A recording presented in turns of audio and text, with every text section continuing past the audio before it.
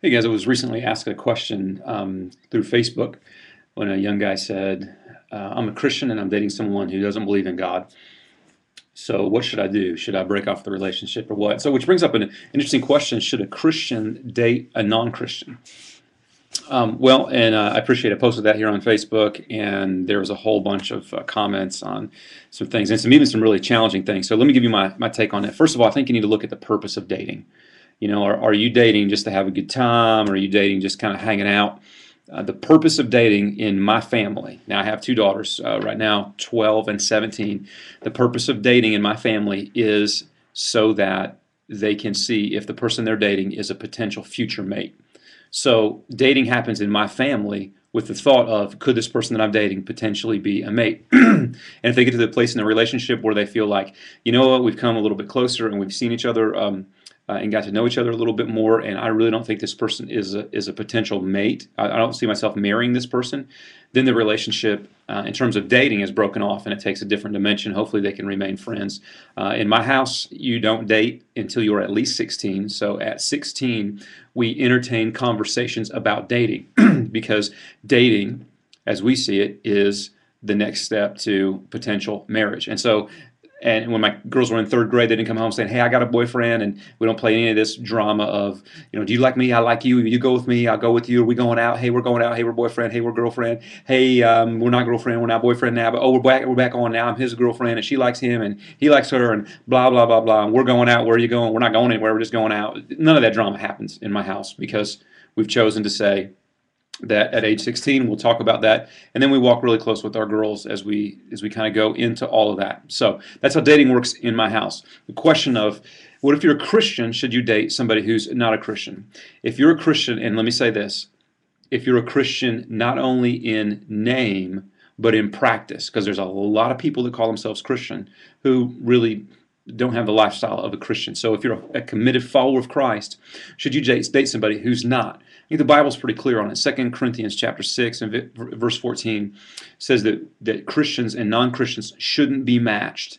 Okay, now that may seem evil and you may have problems with that and they may not seem right. But here's the truth. Let me speak to you from somebody who's been down the road. I have tons of friends. I've even gotten emails since I posted this up from people who said, let me tell you my story, because here's what happens most of the time is two people fall in love, one person's a Christian and one is not. You grow up and you get married, and because you're having a different set of values, okay, now let me say that. It's not about one person being like all totally evil and another person being all totally pure. It's that you have a totally different set of values. And because you have a different set of values, you're going to collide as time goes along. You're going to see a collision in your dating relationship, and you're going to see a collision in your marriage. And in that collision, somebody's going to have to give. And I'll be honest with you, more times than not, it's the Christian that gives and says, okay, I will be a little bit like this. I'll adjust my thoughts, some of my morals. Some of my morals and some of the things that I practice, I'm going to adjust that. Here's some collisions that happen as you get into marriage, and if you're a committed follower of Christ, you're going to want to tithe. Okay, so you're going to say, man, 10% of my income or 10% of the income God's given me is returned, and so we're going to do that. And your spouse, rightly so, because she doesn't carry with her the same morals and values that you do, is going to say, well, why are you giving 10% of our money away? You can't do that. That's ridiculous, and you're giving it to something that I don't really support or believe in. Great point. It's going to cause a collision. Another collision that's going to happen is, as a committed follower of Christ, you're going to say, hey, I want to be every Sunday, I want to be a part of this committed group of people. I want to go to church. I want to spend some time there. I want to be in a small group, or I want to hang out with some Christian friends as we build community. And your spouse is going to be like, why would you leave the family to do that? You're neglecting your family to do that, and we're not doing that together.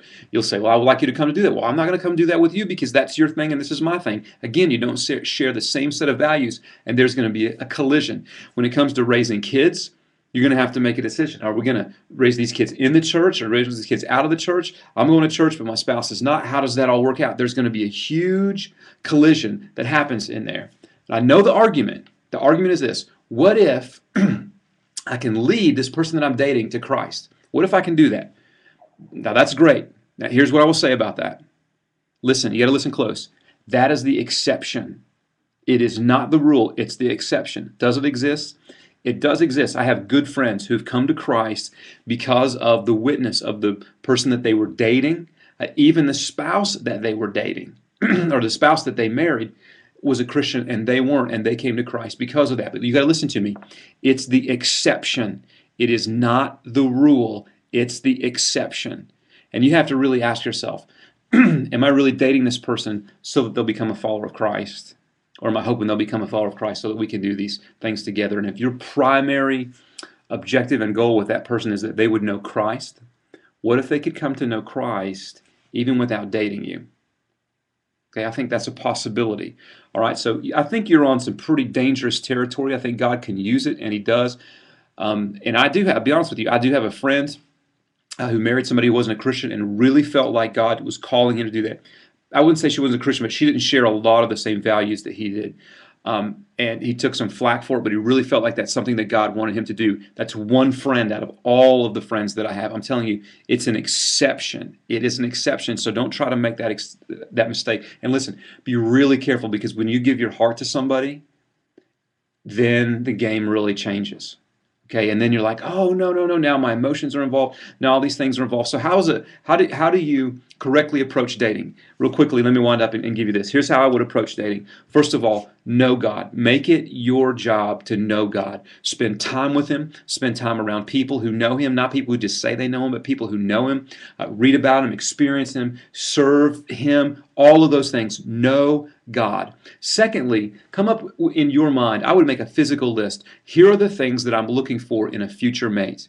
Somebody who does this, somebody who likes this, somebody who is this. And I bet if you're a follower of Christ, on your list is going to be, my hope is that they're a follower of Jesus. That's on my list. What do I want in a future mate? A follower of Jesus. And then as you look at potential people to date, you'll say, are they this and this and this and this and this and this? And, man, they're not a follower of Christ. Don't settle.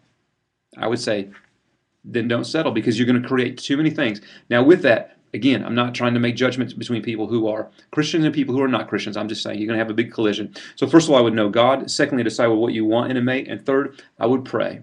And I would pray for God's timing. I would pray for His wisdom, and I would pray for His leadership in leading you to a person who would potentially be your mate. So those are my thoughts. Have a great day. If you got any other thoughts, post them below.